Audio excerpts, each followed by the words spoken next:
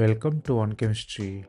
This is 365 Chemistry series. Inorganic chemistry questions for you.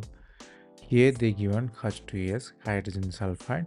You have to find hybridization and shape of it.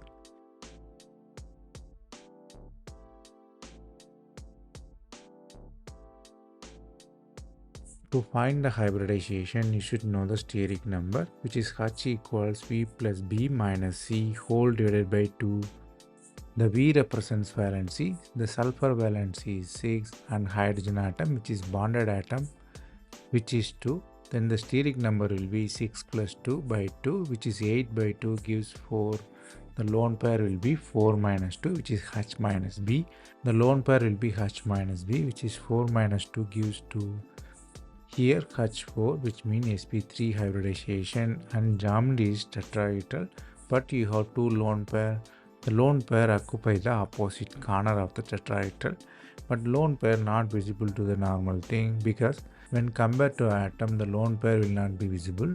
So if you remove the lone pair, the shape of H2S is bent or V shape.